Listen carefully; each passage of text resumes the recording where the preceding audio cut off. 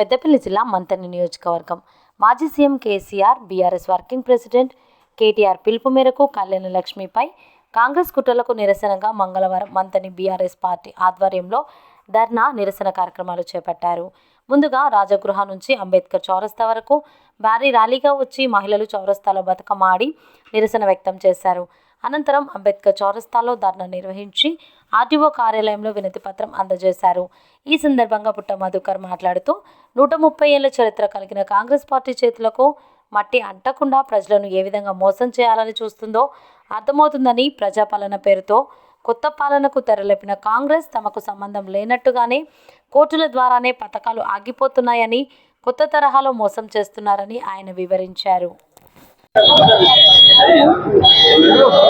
కేసీఆర్ గారు కేటీఆర్ గారి పిలుపు మేరకు రాష్ట్రంలో కాంగ్రెస్ పార్టీ ప్రజలను వంచిస్తున్నటువంటి తీరుకు నిరసనగా, ముఖ్యంగా తెలివిగా 130 సంవత్సరాల పైచిలకు చరిత్ర గల పార్టీ కాంగ్రెస్ పార్టీ చేతులకు మట్టంటకుండా ప్రజలకు ఏ విధంగా మోసం చేయాలనేది, ప్రజాపాలన పేరుతో కొత్త పాలనను వారికి సంబంధం లేకుండా కోర్టుల ద్వారానే పథకాలు ఆగిపోతున్నాయని, ఇదొక కొత్త తరహాలో మోసం చేస్తున్నటువంటి తీరుకు నిరసనగా మంథని నియోజకవర్గ కేంద్రంలో బీఆర్ఎస్ పార్టీ మహిళా మనుల ఆధ్వర్యంలో ఈ కార్యక్రమాన్ని నిర్వహిస్తున్నటువంటి శుభ దినాన పాల్గొంటున్నటువంటి బీఆర్ఎస్ పార్టీ కుటుంబ సభ్యులందరికీ కూడా హృదయపూర్వకంగా శుభాకాంక్షలు, ధన్యవాదాలు తెలియజేస్తా ఉన్నాను.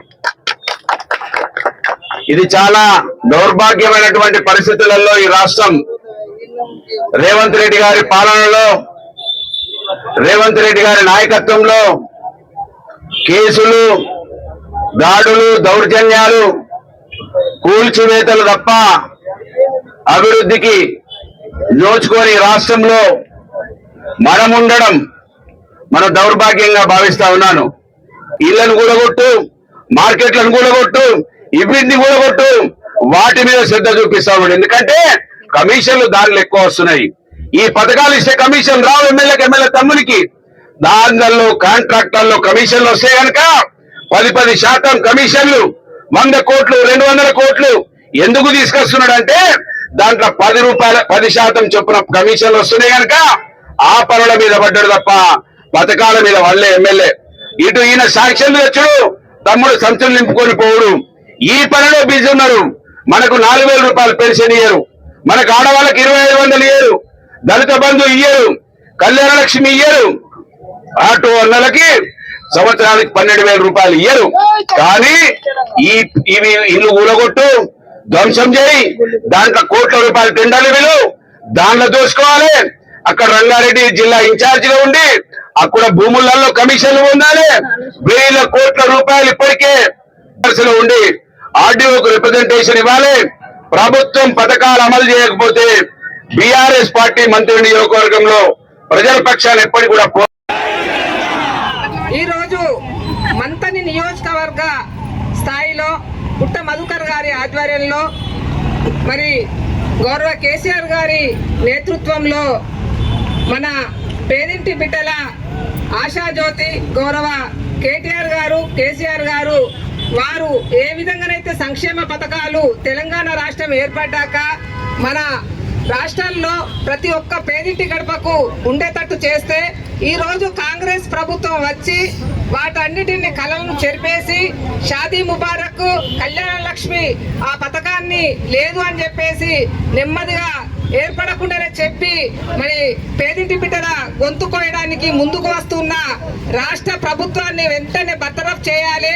మొత్తం గౌరవనీయులు పెద్దలు పుట్ట మధుకర్ గారు ఈ రోజు మరి పేదింటి బిడ్డల కొరకు ఏ విధంగా ఈ కార్యక్రమాన్ని నిర్వహిస్తున్నారో మరి మంథని ప్రజలందరూ కూడా ఒక్కసారి గమనించాలి.